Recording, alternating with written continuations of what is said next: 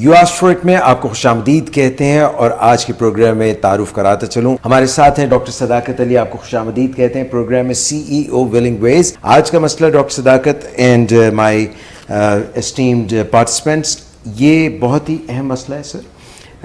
یہ ان کی ہم نے مخفی رکھی ہے آئیڈینٹی، مگر جو ہے ہم نے اس کے خط جو انہوں نے لکھا تھا بہت ہی بے چین، اٹ واز اے کرائی فار ہیلپ، اس میں سے ہم نے اس ایکسرپٹ لیا ہے. لکھتی ہیں کہ ڈاکٹر صداقت، میں لاہور میں رہتی ہوں، میری شادی کو 10 سال ہو گئے ہیں. میرے والد ایک مشہور بینک کے پریزیڈنٹ ہیں اور میرے سسرال والے انڈسٹریلسٹ ہیں. میں لمس کی بزنس گریجویٹ ہوں اور میرے شوہر لنڈن اسکول آف اکنامکس کے گریجویٹ ہیں. مجھے اپنے شوہر سے بہت پیار تھا، بلکہ ہماری لو میرج تھی. میں نے جس شخص سے شادی کی تھی وہ انتہائی ہینڈسم، مہربان، لونگ، رسپانسبل تھا، مگر اب وہی شخص ایک مانسٹر بن چکا ہے. اس کی زندگی کا فوکس اب شراب اور کوکین کے علاوہ کچھ بھی نہیں. I hate this crap now. مگر یہ نہیں کہ میں نے اس کو ریئلائز کروانے کی کوشش نہیں کی، پیار سے، غصے سے، تھریٹ سے، مگر وہ کبھی تو بہت سویٹ ہو جاتا ہے اور وعدے کرتا ہے کہ میں ریفارم ہو جاؤں گا، اور جب انڈر انفلوئنس ہوتا ہے تو جھوٹا، فریبی، دغاباز، چیٹر، ایبیوسو، حتیٰ کہ مرنے مارنے پر تل جاتا ہے. مجھے ایسا لگتا ہے کہ یہ میرا ہسبینڈ نہیں بلکہ کوئی ملٹیپل پرسنالٹی ڈس آرڈر کا مریض ہے. کہنے کو تو یہ میرا خامد ہے، مگر کسی کام کا نہیں، سوائے 24 گھنٹے کی ٹینشن کے یہ مجھے کچھ نہیں دیتا.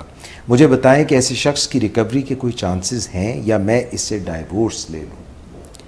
میری زندگی ایک ہارر مووی، ایک نائٹ میئر بن چکی ہے. مجھے شروع میں اپنے ہسبینڈ پر ترس آتا تھا. میرا خیال تھا کہ میں اس کو ریسکیو کروں گی، چاہے مجھے اپنی ساری انرجی اور لائف اس پر لگانی پڑے، مگر اب میں تھک گئی ہوں. وہ میری غلط فہمی تھی. شروع میں he was social drinker, he used to actually run his family business, مگر آہستہ آہستہ اس کی شراب نوشی بڑھتی چلی گئی. صبح بھی شراب، شام بھی شراب، اکیلے بھی، پارٹیز میں بھی. پھر یہ شراب چھوڑ دیتا تھا، وعدہ کرتا تھا، مگر پھر کچھ ہی دن کے بعد چھپ کر دوبارہ یہی کام شروع، اور پھر تو صبح شام صرف ڈرنکنگ. گھر میں لوگ آتے تھے تو میں چھپاتی تھی، پردے ڈالتی تھی، مگر کب تک؟ نشے، شور، ہنگامہ، بدتمیزی، گالی گلوچ، گھر سے باہر جھگڑے، بزنس لاسز، فائنینشیل کرائسس، کار ایکسیڈنٹس. تھانے سے چھڑوا کر لائی میں انہیں because of possession of cocaine. He was apprehended by police. Just after 2 years of marriage, he started to have extramarital relationships. He is so unfaithful, so ungrateful. میں نے ان کا بھرم رکھنے کے لیے اپنے پیرنٹس کو بھی نہیں بتایا. پہلے تو صرف سگریٹ پیتے تھے، چین اسموکر. پھر انہوں نے دوستوں کے ساتھ اور آل نائٹ پارٹیز میں ڈرنک کے ساتھ کوکین بھی شروع کر دی. مجھے رات بھر جاگنا پڑتا ہے کہ جلتے سگریٹ سے بستر میں ان کے آگ نہ لگ جائے. ہی is only 40 years of age، مگر ان کی صحت دن بدن خراب ہو رہی ہے. پچھلے ہفتے ناک سے خون بہنے لگا، پورا بستر سرخ ہو گیا، ہسپتال رش کرنا پڑا. He has got bad liver, heart attack ان کو ہو چکا ہے. میں ان کے موڈ سوئنگ سے تنگ آ چکی ہوں. ہی از سو امپلسو، اب تو ہر بات پر شک کرتے ہیں. ہی از سو انپریڈکٹیبل، ان کو عجیب و غریب آوازیں بھی اب سنائی دینے لگتی ہیں، پل میں تولا پل میں ماشا. Doctor Sadaqat, please tell me, is there any hope in my life? I am on verge of marriage break up. I am a nervous wreck. Can you please help me? یہ سر انہوں نے ہمیں اپروچ کیا ہے، in box ہمیں یہ لکھا ہے اور مسئلہ آپ کے سامنے. اجاز بھائی، روز سنتے ہیں یہی بات. ویسے تو مارکیٹ میں ہسبینڈ اچھے نہیں آ رہے آج کل جنرلی بھی، لیکن اگر کسی کی قسمت میں ایسا ہسبینڈ آ جائے جو بظاہر دیکھنے میں بہت سٹار بوائے نظر آتا ہے اور بعد ازاں وہ ڈرگ ایڈکشن میں، الکوہلزم میں چلا جائے، جی، تو پھر ایسے ہسبینڈ کے ساتھ گزارا کرنا بڑا ہی مشکل ہو جاتا ہے. نشے کی بیماری چاہے وہ شراب کے حوالے سے ہو یا ہیروئن یا کوکین کے حوالے سے ہو، کسی انسان کی تمام تر توجہ اپنی طرف کھینچ لیتی ہے کہ وہ نشہ کرتا رہے، چاہے دنیا میں کسی کو اس سے تکلیف پہنچے، چاہے سیلاب آئے، چاہے زلزلہ آئے، چاہے کوئی طوفان ہو، اسے اپنے نشے سے غرض ہوتی ہے. ٹھیک. لاہور، کراچی، اسلام آباد، فیصل آباد، پاکستان کے تمام بڑے شہروں میں یہ جو سٹار بوائز ہیں جن کی عمر 35-40 سال کے قریب، جو باہر سے پڑھ کے آتے ہیں یا یہاں اچھی یونیورسٹیوں سے پڑھتے ہیں اور پھر آ کے خاندان کے اپنے بزنس میں سیدھے چیف ایگزیکٹو کے عہدے پر براجمان ہوتے ہیں. اس کے بعد پھر انہیں انٹروڈیوس کرائی جاتی ہیں نائٹ پارٹیاں، سوشلائز کرنا، ریکریشنل پارٹیز. اور ان کی سوچ بنیادی یہ ہوتی ہے کہ اگر روپے پیسے کے باوجود عیاشی نہیں کرنی تو پھر روپیہ پیسہ کس کام کا. یہ ایک گمراہ سوچ ساتھ چل رہی ہوتی ہے. جی. اچھا، لو میرج تھی. جی. اور ویسے بھی اکثر دیکھنے میں آیا کہ لو میرج میں سے لو شادی سے پہلے ہی ہوتی ہے، میرج کے بعد بس خالی میرج ہی رہ جاتی ہے. لو برڈز بیکم اینگری برڈز. تو لیکن جب کسی کو کوئی علت بھی ہو جائے اور 24 گھنٹے اس کے ساتھ بھی رہنا پڑے اور آپ ساتھ رہنے میں بھی مشکل محسوس کرتے ہیں اور چھوڑ جانے میں بھی آپ کو بہت مشکلات نظر آتی ہیں، تو پھر ایک ایسی کیفیت ہوتی ہے بے بسی کی کہ جس میں ایگزاسٹ ہو جانا قدرتی امر ہے. دن رات سوچتے رہنا، 24 گھنٹے اس مسئلے پہ سوچتے رہنا، اگرچہ اس مسئلے کے بارے میں کوئی معلومات نہیں لیتے لوگ. حالانکہ اگر وہ انٹرنیٹ پہ جائیں، گوگل پہ جائیں یا یوٹیوب پہ جائیں تو بہت ساری معلومات ملیں گی، بہت سارے خیالات ملیں گے جنہیں ہم فوڈ فار تھاٹ کے طور پر استعمال کر سکتے ہیں. لیکن اگر ہم انفارمیشن کوئی حاصل نہیں کرتے اور 24 گھنٹے سوچتے رہتے ہیں، رات بھی سونے کی بجائے کروٹیں بدلتے رہتے ہیں اور اسی مخمسے میں پڑے رہتے ہیں کہ کیا کریں کیا نہ کریں، تو جو کام ہم 24 گھنٹے کرتے ہیں اس کی کوالٹی گرنا شروع ہو جاتی ہے.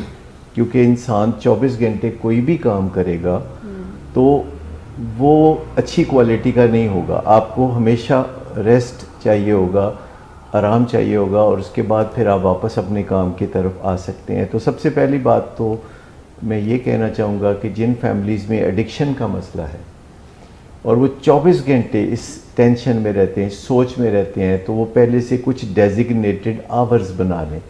کچھ ایسا نظام الاوقات بنا لیں کہ صبح جیسے 9 سے 10 بجے تک اپنے بیٹے یا خامد یا کسی کے مسئلے کے بارے میں سوچنا ہے، اور پھر دوپہر کا کوئی ٹائم اور پھر رات کا کوئی ٹائم. اور جو سوچنا ہے وہ خالی آپ نے اپنے کامن سینس کے تحت یا اپنی ذاتی ذہانت کے تحت آپ نے نہیں سوچنا، بلکہ اس میں آپ نے خیالات یا انفارمیشن یا نالج کو جمع کرنا ہے. اور اس کے لیے شروع میں چونکہ آپ دوسرے لوگوں سے اس طرح کی بات چیت کرنے میں مشکل محسوس کرتے ہیں، کیونکہ شیئرنگ بھی ایک سیکھنے کا کام ہے، تو ابتدا میں آپ کسی بک سٹور سے ایڈکشن یا الکوہلزم کے بارے میں کوئی کتاب یا پیمفلٹ لیں گے. پھر آپ گوگل پہ جائیں، کوئی کی ورڈز لکھیں جو سادہ الفاظ میں آپ کو کچھ ٹرمز اینڈ کنڈیشنز کا پتہ ہو، وہ لکھیں اور بتائیں کہ ہمیں یہ مسئلہ ہے اور ہمیں اس کا حل چاہیے. تو آپ کلک کریں گے تو آپ کو ہزاروں حل سامنے. اگر فیس بک پہ جائیں گے، ہمارے پیج پہ آپ کو ایسی بہت ساری ویڈیوز محفوظ ملیں گی جو کہ ہر روز جن کی تعداد بڑھ رہی ہے. کوئی 5000 ویڈیوز ہیں پچھلے 25 سال میں جو ہم نے مختلف پروگرامز ریکارڈ کیے مختلف چینلز کے ساتھ. اور اب ہم اپنے چینل ولنگ ویز پہ جو پروگرام کرتے ہیں وہ سارے یوٹیوب پہ بھی محفوظ ہیں، فیس بک پہ بھی ہیں، ویب سائٹ بھی ہے، لائیو سٹریمنگ ڈیلی ہوتی ہے. تو معلومات حاصل کریں اور پھر سوچیں تو مناسب ہے. اور جب سوچیں تو اس کا کوئی نظام الاوقات ہونا چاہیے. کنٹینیوسلی سوچتے رہنا، اپنی صحت کا خیال نہ رکھنا، نیند پوری نہ کرنا، بے وقت کھانا، بے وقت پینا اور لڑائی جھگڑا فساد، اور کوشش کرنا کہ کسی نہ کسی طریقے سے کسی کو کنٹرول کر کے اس کا نشہ چھڑا لیں، بے عزتی کر کے اس کا نشہ چھڑا لیں، لالچ دے کے اس کا نشہ چھڑا لیں. تو یہ سب طریقے جو ہے بالکل کام نہیں آتے. اب تک خاتون کو اس بات کا تجربہ ہو گیا ہوگا کہ خالی اپنی ذاتی ذہانت اور کوششوں اور فہم و فراست کے بلبوتے پر انہوں نے جو بھی کوششیں کی ہیں تو اس کا نتیجہ نہیں نکلا. تو پہلا سبق اس سے یہ ملتا ہے کہ جو گمبھیر مسئلے ہوتے ہیں وہ کامن سینس سے حل نہیں ہوتے یا ہماری ذاتی سوچ سے حل نہیں ہوتے. اس میں ہمیں دوسرے لوگوں سے یا تجربہ کار لوگوں سے یا مہربان لوگوں سے کچھ مشورہ کرنا چاہیے, پھر ریسرچز کو دیکھنا چاہیے, کیونکہ کسی گھر میں جب یہ مسئلہ آتا ہے تو یہ پہلا مسئلہ ہوتا ہے ان کے گھر میں, اور ہم امید رکھتے ہیں کہ دوبارہ اور مزید کوئی مسئلہ اس قسم کا ان کے گھر میں نہ آئے. لیکن جو ڈاکٹرز علاج معالجے سے متعلق ہوتے ہیں وہ روزانہ شب و روز سال ہا سال تک انہی مسائل کو سلجھا رہے ہوتے ہیں. جسے اس کیس میں اینڈ میں انہوں نے یہ بتایا کہ عجیب عجیب حرکتیں کرنا شروع انہوں نے کر دی ہیں جو کہ سائیکوسس کی طرف ہمیں امپریشن دیتا ہے. تو کون سی ایسی ڈرگز ہیں جو سائیکوسس کو انڈیوس کر سکتی ہیں؟ دیکھیے, پہلی بات تو یہ کہ ساری ڈرگز سائیکوسس کو انڈیوس کرتی. جتنی بھی ڈرگز آف ایڈکشن ہیں, کیونکہ وہ آپ کو جب معاف رکھتی ہیں, آپ کو گرد و پیش کی صحیح سمجھ میں نہیں آتی تو شکوک و شبہات خود بخود ابھرتے ہیں.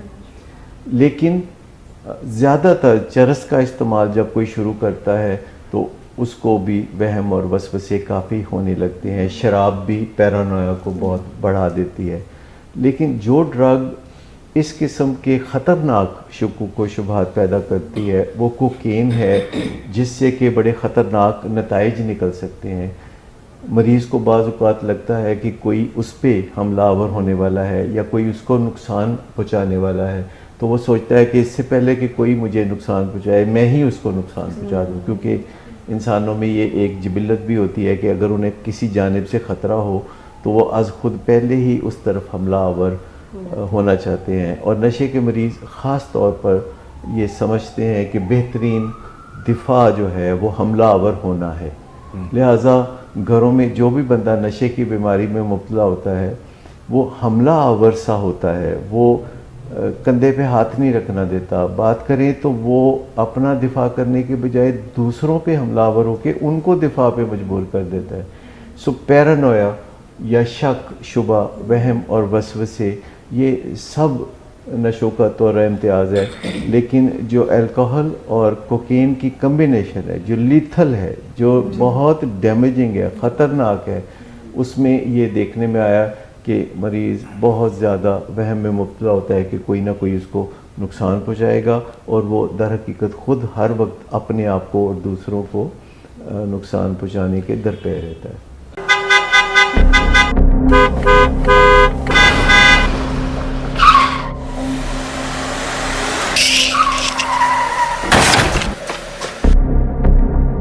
گھٹیا انسان, اتنی دیر سے گیٹ کیوں کھولا؟ سوئے ہوئے تھے تم کیا؟ سر میں نے تو منٹ بھی بکواس نہ کر تم میرے ساتھ. کیا کر رہے ہیں آپ؟ ابا جی گھر پہ ہیں, نشے میں گالیاں دے رہے ہیں. خدا را ہوش میں آئے, کیا ہو گیا آپ کو؟ ہوش میں کیسے آؤں؟ سارا کیا دھرا انہی کا تو ہے. شراب نوشی کی وجہ کردار کی خرابی نہیں, موڈ کی خرابی ہے. شراب نوشی کبھی بھی نشے کی بیماری میں بدل سکتی ہے. نشے کی بیماری ہر سٹیج پر قابل علاج ہے. مدد حاصل کیجیے, کیونکہ وہ ایسا نہیں کرے گا. ولنگ ویز سے مدد حاصل کیجیے, کہیں سے بھی مدد حاصل کیجیے, لیکن فوری مدد حاصل کیجیے. جس معجزے کے انتظار میں آپ نے بہت دیر کر دی, اب وہ دستک دے رہا ہے. مدد حاصل کیجیے, مدد حاصل کیجیے, مدد حاصل کیجیے. سر یہ بھی بڑا کامن بلیف ہے کہ جب تک پیشنٹ خود نہ چاہے وہ علاج میں نہیں آ سکتا, وہ نشہ نہیں چھوڑ سکتا. ساتھ ہی یہ بھی کہا جاتا ہے کہ جب تک پیشنٹ کے بہت ہی برے حالات نہیں ہوتے تب تک وہ علاج میں نہیں آئے گا. پھر فیملی بھی یہ یقین رکھتی ہے کہ ابھی تو پھر بھی حالات کچھ سنبھلے ہوئے ہیں, اتنے تو برے حالات نہیں ہیں, تو علاج کی طرف لیٹ پہنچتے ہیں جب تک بہت ہی کوئی ہٹ باٹم جیسی سچویشن نہیں آتی. اس سے نقصانات کتنے پیدا ہوتے ہیں کہ جب بہت ہی آخر میں جا کے کہیں لاسٹ آپشن کے طور پر علاج کو استعمال کیا جاتا ہے. دیکھیے, یہ سوچنے کو دل نہیں کرتا کہ ہمارا پیارا یا کوئی فیملی ممبر مکمل تباہ ہو چکا ہے. اگرچہ in the back of our mind ہمیں پتہ ہوتا ہے کہ یہ ہو چکا ہے, لیکن ہم ایسے کہنا پسند کرتے ہیں کہ اگر اس نے ابھی بھی اپنی اصلاح نہ کی تو یہ تباہ ہو جائے گا. اس سے مریض کو ایک غلط پیغام ملتا ہے. وہ سمجھتا ہے کہ ابھی میری زندگی, اب وہ گھر والے کہہ رہے ہوتے ہیں کہ ابھی بھی کچھ نہیں بگڑا, حالانکہ بہت کچھ بگڑ گیا ہوتا ہے. وہ کہہ رہے ہوتے ہیں کہ ڈلے بیراں دا حالاں بھی کچھ نہیں گیا, پر ڈلے بیر جا کے مدے گئے ہوندے نے پیراں تھلے. لیکن تکلیف ہوتی ہے, اپنے فیملی ممبر کی تباہی کے بارے میں تصور کرتے ہوئے بھی تکلیف ہوتی ہے, اس لیے ہم گول مول باتیں کرتے ہیں. حتیٰ کہ گھر میں شراب کی بیماری کا نام تک نہیں لیا جاتا, یا نشے کی بیماری کا نام بھی نہیں لیا جاتا. کہا جاتا ہے اس چیز نے تمہاری زندگی خراب کر دی. ہٹ باٹم ایک فرضی کانسیپٹ ہے, کیونکہ فرض کریں کہ اکتوبر میں کچھ واقعات ہوئے ہیں, گھر والے پریشان ہو گئے ہیں, درد سے چیخیں نکل گئی ہیں اور مریض بھی بہت اپسیٹ ہے, تو سمجھے کہ وہ ہٹ باٹم ہے. لیکن پھر نومبر میں وہی ہوتا ہے 2 دفعہ, دسمبر میں وہی ہوتا ہے 3 دفعہ, تو یہ نارمل لگنے لگتا ہے. جنوری میں جا کے کوئی ایک حادثوں کی بوچھاڑ ہوتی ہے 2-3, کبھی پولیس میں پکڑا گیا, کبھی سیڑھیوں سے گر گیا, کبھی باتھ روم میں سویا ہوا تھا تو وہاں مسائل پیدا ہو گئے, کبھی کوئی مسئلہ کبھی کوئی مسئلہ. تو پھر ہمیں لگتا ہے کہ اب ہٹ باٹم ہو گیا. پھر 2-3 مہینے یہ پلیٹیو چلتا رہتا ہے, یہی حالات چلتے رہتے ہیں, تو وہ نارمل لگنے لگتے ہیں. اور وقتاً فوقتاً ایک شور و غوغا اٹھتا ہے کہ اس کے علاج کی طرف توجہ دیں, تھوڑا سا سوچ بچار ہوتی ہے, وہ مانتا نہیں, اور سب پھر اپنی اپنی زندگی میں مگن ہو جاتے ہیں. ایک بات آپ نے یہ کی کہ جب تک کوئی مریض چاہے نہ تو نشے سے نجات نہیں ہو سکتی. درست بات ہے, لیکن وہ چاہے ایسا ہم کر سکتے ہیں. ہاں, اگر ہم کچھ نہیں کریں گے تو وہ نہیں چاہے گا, کیونکہ وہ نشے کے ہاتھوں تنگ بھی ہوتا ہے اور نشے سے وہ مزہ بھی لیتا ہے.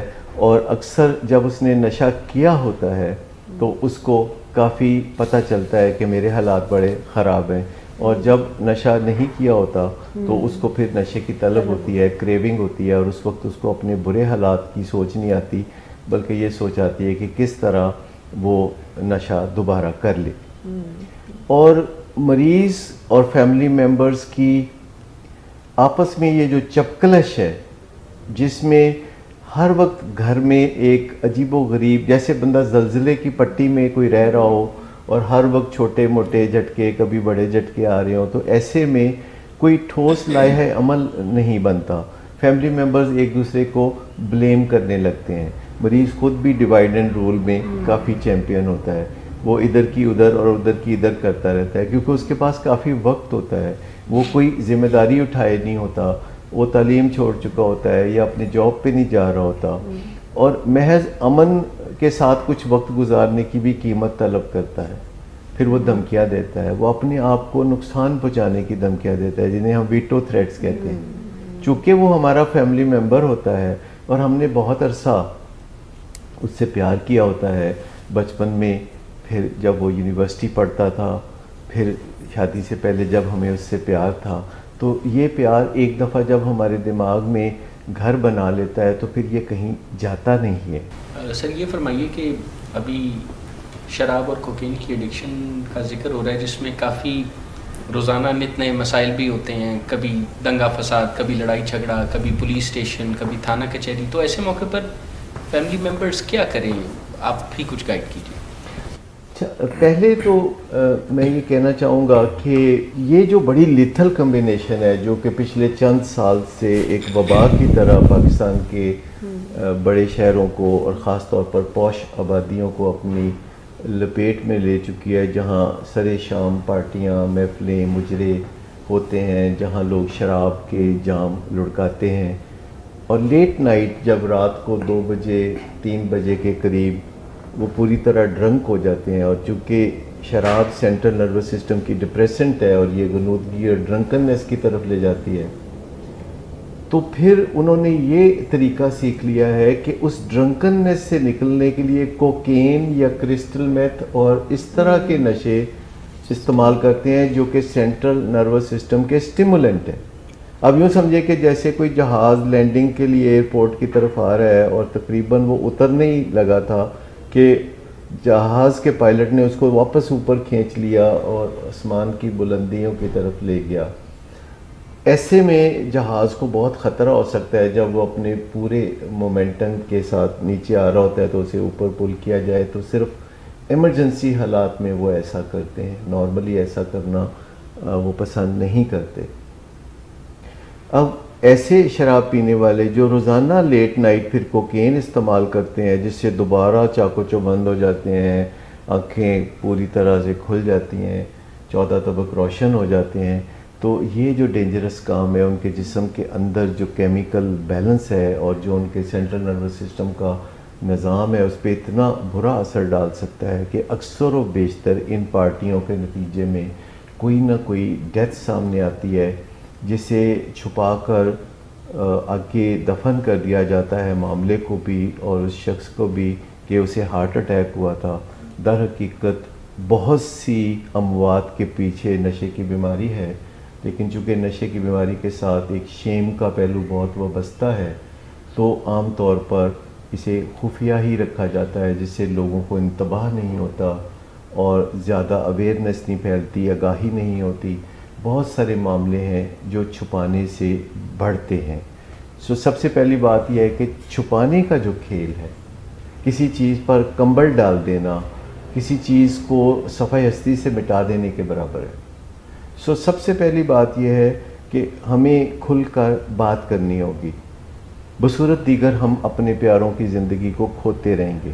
چونکہ رسک بہت بڑا ہے اور بات کرنا بھی کافی مشکل ہے, تو اس لیے لوگ عام طور پر خاموشی کو ترجیح دیتے ہیں. لیکن میں آپ کو بتاؤں کہ اگر آپ کے اندر کہیں نیگنگ تھاٹ ہے کہ آپ کو بات کرنی چاہیے اور پھر آپ سوچتے ہیں کہ بات چیت کرنے کا کوئی فائدہ نہیں ہوگا, تو ان دو باتوں کو ملا کے کبھی نہ سوچیں. جب بھی آپ کا خیال ہوتا ہے کہ گھر میں کوئی مسئلہ ہے جیسے نشے کا مسئلہ, تو آپ پہلے فیصلہ کرتے ہیں کہ بات کرنی ہے کہ نہیں کرنی, اور اس وقت آپ یہ نہیں سوچتے کہ بات کرنے کے نتیجے میں ہوگا کیا, کامیابی ملے گی کہ نہیں ملے گی. وہ ایک دوسرا منصوبہ ہے. پہلا منصوبہ یہ ہے کہ آپ فیصلہ کرتے ہیں کہ بات کرنی ہے, اور پھر دوسرا منصوبہ یہ ہے کہ ایسے بات کرنی ہے کہ جس سے ہمارے مقاصد حل ہو جائیں اور لڑائی جھگڑا بھی نہ ہو اور ہمارے تعلقات بھی خراب نہ ہو. تو وہ پھر بات کرنے کے جو طریقے ہیں وہ سیکھنے کی ضرورت ہوگی. اور اس کے لیے میں آپ کو بتاؤں زیادہ تر لوگ انتظار کرتے رہتے ہیں کہ مریض نشے کے علاج کے لیے راضی ہو تو پھر ہم جا کے معالج سے رابطہ کریں. یہ الٹی گنگا بہانے والی بات ہے. در حقیقت جب فیملی ممبرز تکلیف میں ہوں تو انہیں ڈاکٹر کے پاس آ جانا چاہیے اور آ کے تو اپنا مدعا بیان کرنا چاہیے کہ کون سی چیز ہے جس نے ان کی زندگی کو اجیرن بنا رکھا ہے. جب وہ آ کے ڈاکٹر سے بات کرتے ہیں کہ یہ مسئلہ ہے, تو ڈاکٹر انہیں سب سے پہلے یہ بتائے گا کہ ایک دم مریض کا علاج شروع کرنے کی ضرورت نہیں ہے. سب سے پہلے فیملی کو مناسب سطح پہ علم حاصل کرنے کی ضرورت ہوتی ہے کہ نشے کی بیماری ہے کیا اور اس کا علاج ہوتا کیسے ہے, اس میں کتنا وقت لگتا ہے, اس میں بیچ میں کون سے مشکل مقام آتے ہیں, کامیابی کس طرح تیزی سے حاصل کی جا سکتی ہے اور کامیابی کی طرف کیسے بڑھا جا سکتا ہے. تو کچھ بنیادی سی غلط فہمیاں ہیں, جیسے کہ لوگ سمجھتے ہیں کہ یہ مریض کی مرضی کا معاملہ ہے کہ وہ نشہ کرتا ہے, اور اگر اس کی مرضی بن جائے کہ میں نے نشہ نہیں کرنا تو وہ کل سے نشہ نہیں کرے گا. یہ بات قطعی درست نہیں ہے. ٹھیک. نشے کی بیماری میں یہ مریض کی ول پاور کا معاملہ نہیں رہتا, اور یہ ایک بے بسی کا معاملہ بن جاتا ہے جس میں اس کو باقاعدہ علاج کی ضرورت ہوتی ہے. ایک غلط فہمی یہ بھی دور کرنے والی بات ہے کہ یہ کوئی نفسیاتی بیماری ہے. نہیں, یہ بنیادی طور پر جسمانی بیماری ہے. اس کے بعد نفسیاتی بیماری بھی ہو جاتی ہے, یعنی پہلے جسم میں خرابی پیدا ہوتی ہے جس سے انسان محفوظ طریقے سے نشہ کرنے کے قابل نہیں رہتا, اور جب وہ نشہ کرتا ہے تو اس کے جسم میں زہریلے مادے بنتے ہیں. جب کوئی نشہ کرنے کے قابل نہیں رہتا, جیسے ڈائبیٹک ہے, مٹھائیاں کھانے کے قابل نہیں رہتا, مٹھائیاں اب اس کو موافق نہیں ہیں, ڈاکٹر سے کہتے ہیں کہ آپ نے مٹھائی نہیں کھانی, تو اگر وہ مٹھائی کھائے گا تو وقتی طور پر تو اس کو مزہ آئے گا لیکن اس کو نقصان پہنچے گا. اسی طرح نشے کا مریض وہ ہے جسے نشہ موافق نہیں رہا یا جو محفوظ طریقے سے نشہ کرنے کے قابل نہیں رہا کیونکہ اس کا جسم ہیلدی نہیں رہا نشہ کرنے کے پوائنٹ آف ویو سے, اس کا جسم نشے کے ساتھ نباہ نہیں کر سکتا, اس کے جسم میں اور نشے کے درمیان لڑائی ہوتی ہے اور زہریلے مادے بنتے ہیں. تو ایسے حالات میں اگر وہ نشہ کرے گا تو اس کی مت ماری جائے گی, اس کے اندر چڑچڑا پن آئے گا, وہ شکی وہمی اور جھگڑالو ہو جائے گا، اس کے تعلقات خراب ہوں گے اور نشہ اس پہ کوئی مثبت اثر بھی نہیں کرے گا. چند منٹ کا ایک اس کو ایک جھلک سی نظر آئے گی مزے کی اور پھر وہ بھی نہیں رہے گا.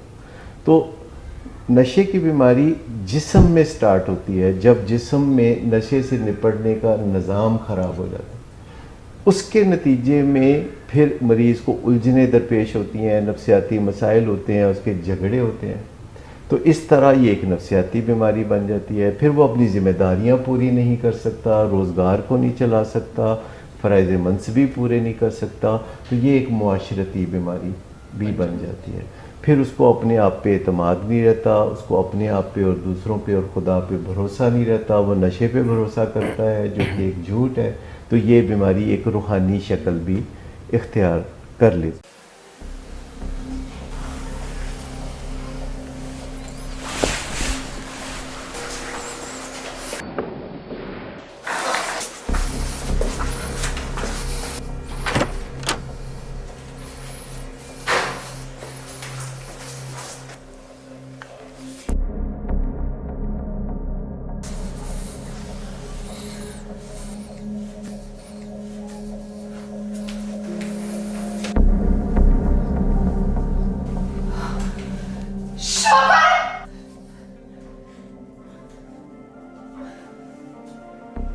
شراب نوشی کی وجہ کردار کی خرابی نہیں، موڈ کی خرابی ہے.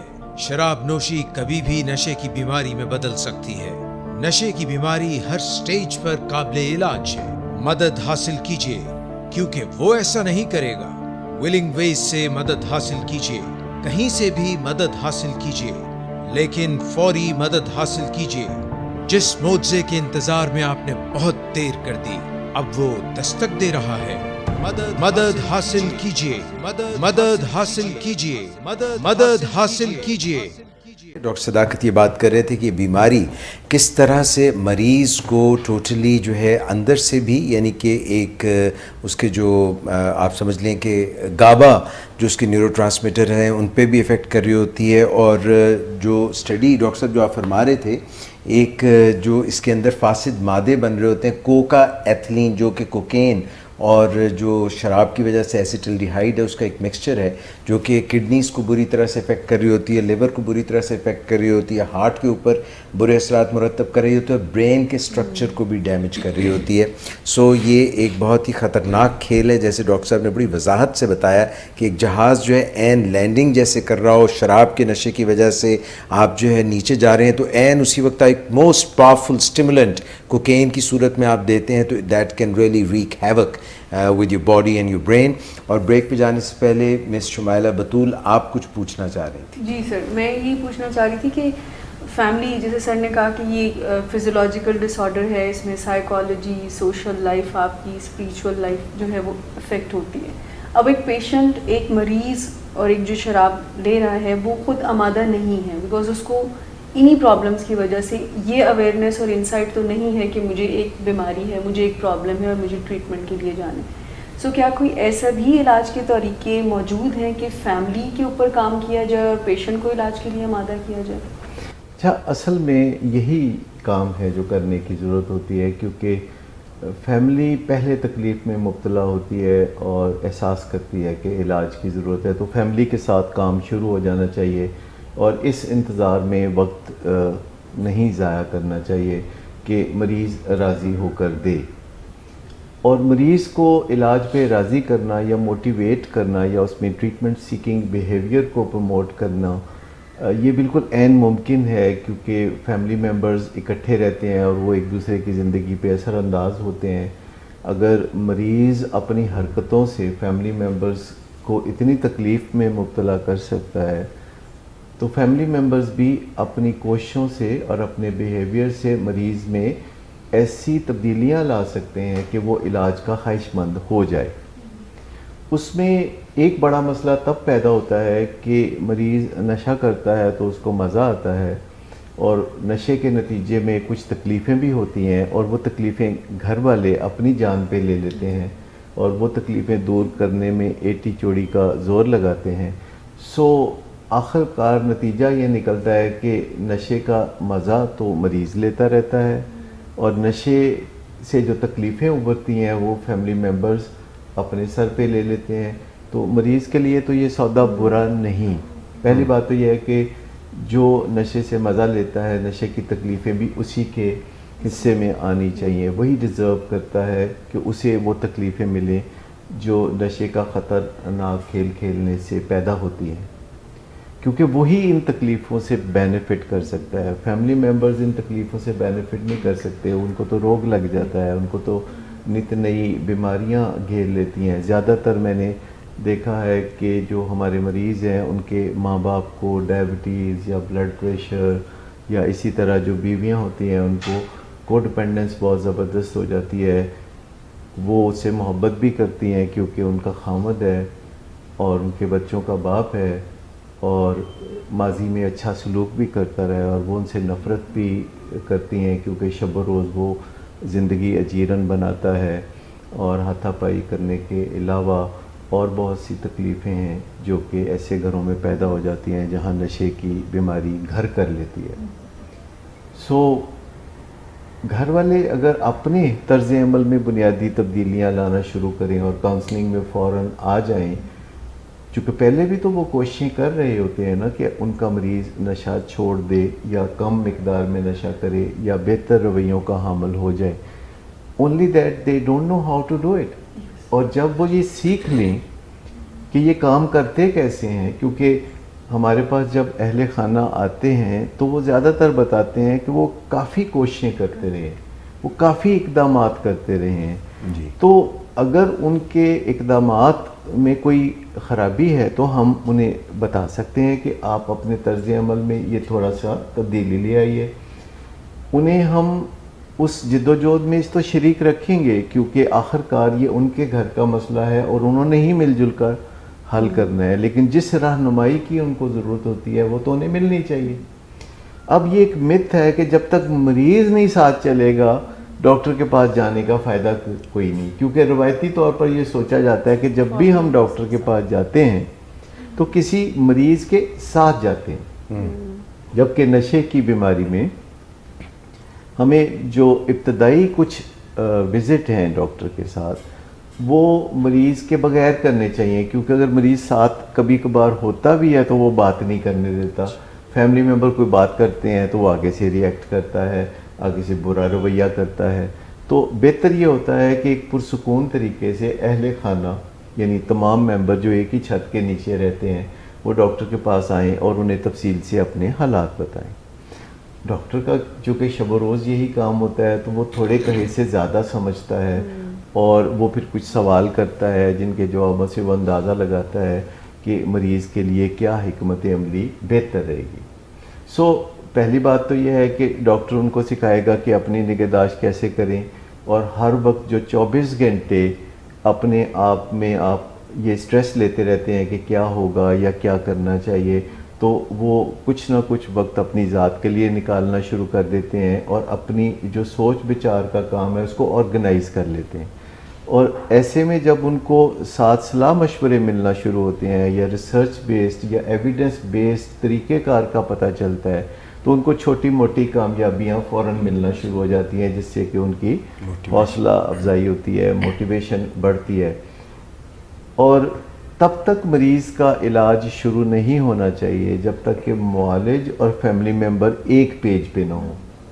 یعنی جو معلومات فیملی جانتی ہے وہ ڈاکٹر کو دے دے اور جو ڈاکٹر جانتا ہے وہ مریض کو دے دیں, اور پھر ایک مشترکہ لائحہ عمل یا حکمت عملی پہ اتفاق رائے کر لیں.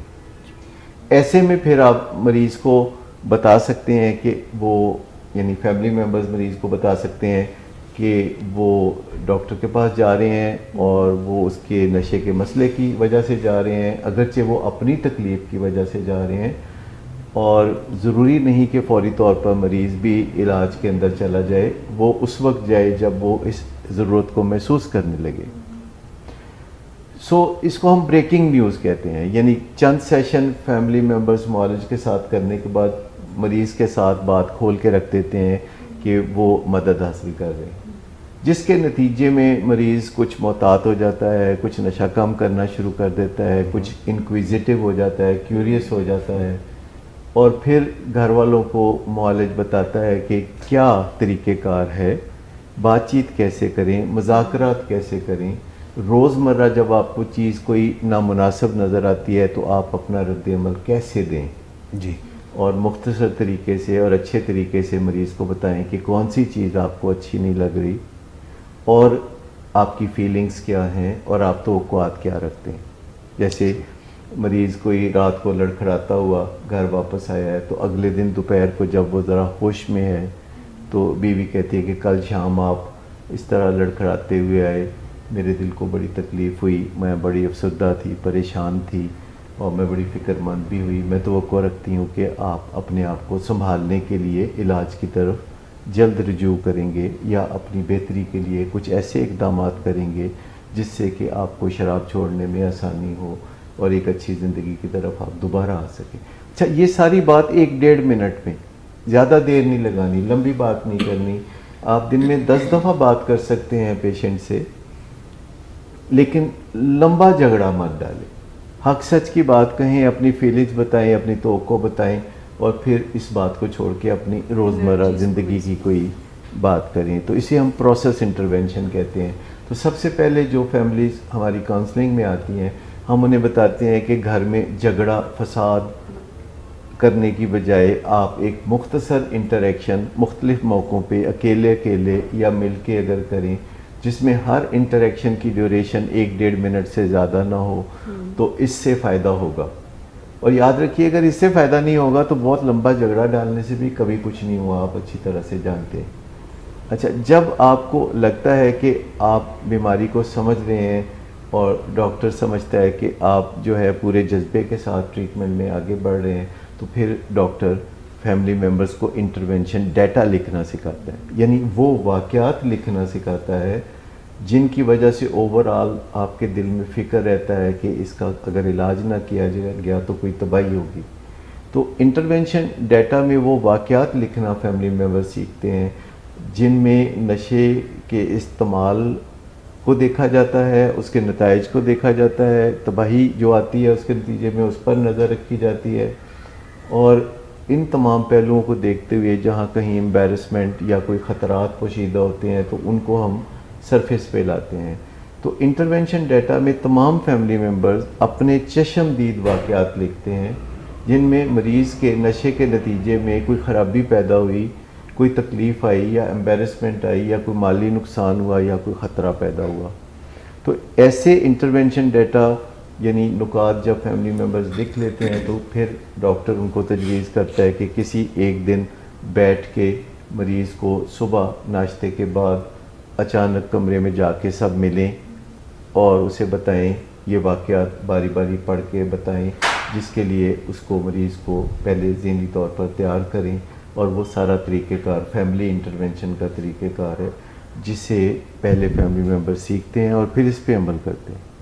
لیکن اگر کوئی مریض کوئی بات نہ سنتا ہو اور ہر وقت لڑائی جھگڑے فساد پہ آمادہ رہتا ہو اور ہر وقت بہت بڑے نقصانات کر رہا ہو اور بہت سے خطرات جو ہیں بالکل سامنے نظر آ رہے ہوں اور وہ کسی کام، جاب، نوکری، کاروبار پہ نہ جا رہا ہو، نہ اسکول، کالج اور یونیورسٹی جا رہا ہو اور ہر وقت غلط حرکات میں حصہ لے رہا ہو اور بدتمیزی اور ہاتھا پائی پہ اترا ہو، تو پھر ایسے مریض کے لیے کرائسس انٹرونشن کا طریقہ ہوتا ہے کہ جب وہ نشے میں دھت ہو، جب وہ نشے کی حالت میں اپنے ہوش و حواس سے عاری ہو، تو پھر ریہیبلیٹیشن سینٹر کی ٹیم اسے آ کے اپنی محفوظ گرفت میں لے کے اس کا علاج اس کی مرضی کے بغیر شروع کر دے اور اہل خانہ کی ساتھ ساتھ تربیت ہو اور ریہیبلیٹیشن کے پروسیس میں ڈیلی اہل خانہ اپنے مریض سے ملیں اور اس ملاقات کے نتیجے میں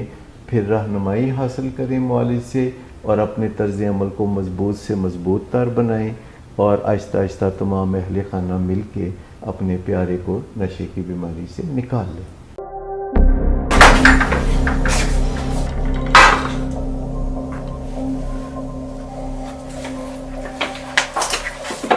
آج پھر پی کر آئے ہو؟ میرا نہیں تو ان بچوں کا ہی خیال کر لو. بند کرو تم اپنی بکواس. لیکن تم اپنی گھٹیا حرکتوں سے باز مت آنا.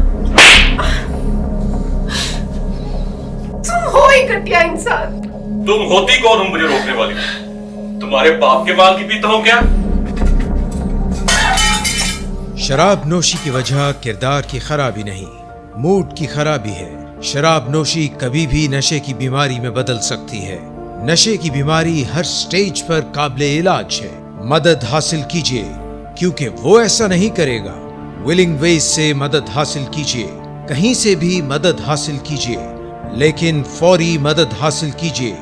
जिस मुआवजे के इंतजार में आपने बहुत देर कर दी, अब वो दस्तक दे रहा है। मदद हासिल कीजिए, मदद हासिल कीजिए, मदद हासिल कीजिए।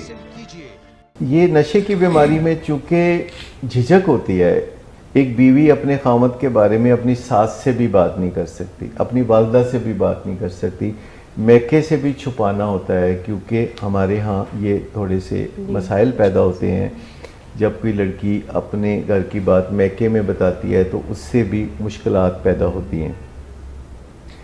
लेकिन अपनी सास या ससुर से बात करना खुल के, ये बहुत इम्पॉर्टेंट है।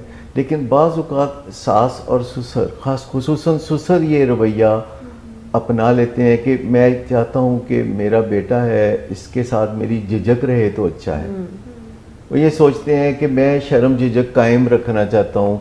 अगर मैंने एक दफ़ा इससे ये बात की कि तुम शराब पीते हो या नशा करते हो, तो फिर वो बिल्कुल खुल के मेरे सामने करने लगेगा। ये इस किस्म के अंदेशा है दूर दराज होते हैं, और जिनकी बुनियाद पर बज़ाहिर वो प्रिटेंड करते रहते हैं बेटे के सामने कि मुझे तो मालूम ही नहीं है, और बेटा भी थोड़ी बहुत एहतियात करके दर पर्दा अपना काम जारी रखता है। याद रखिए कि जिन चीज़ों को हम छुपाते हैं या जिन चीज़ों को हम गोल मोल करके ज़िक्र करते हैं, वो मसले हमेशा कायम रहते हैं। आपने कभी सुना होगा कि तरक्की याफ्ता मुल्कों में जब तूफ़ान आते हैं समुद्री या कोई और इस तरह की आफत आती है और कबल अज़ वक्त अंदाज़ा होता है, तो वो पहले उसका नाम रख देते हैं कि तूफ़ान आ रहा है जिसका नाम है कतरीना, और उसके बाद उनके टेलीविज़न चैनल पे बहस मुबाहिसा शुरू हो जाता है कि कतरीना आएगी तो ये होगा, कतरीना आएगा तो वो होगा।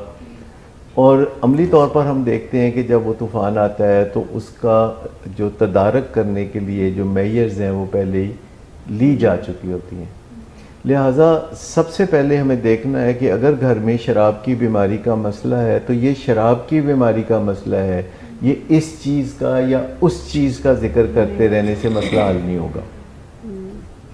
हमें सबसे पहले इस झिझक से निकलने की ज़रूरत होगी, इस शाइनेस से निकलने की ज़रूरत होगी कि घर के तमाम अफराद खुल के उस मसले को असल नाम से पुकारें। उसके बाद सब इकट्ठे बैठ के सर जोड़ के अपनी अपनी इन्फॉर्मेशन एक दूसरे को दें, क्योंकि हर एक के पास कुछ ना कुछ इन्फॉर्मेशन होती है। घर के मुलाजमों के पास बहुत इन्फॉर्मेशन होती है, लेकिन वो घर के मालकान के सामने यूँ प्रिटेंड करते हैं कि उनको तो कुछ पता ही नहीं, लेकिन बाहर वो दूसरे घर के मुलाजमों के साथ या अहले मोहल्ला के साथ शेयर कर रहे होते हैं।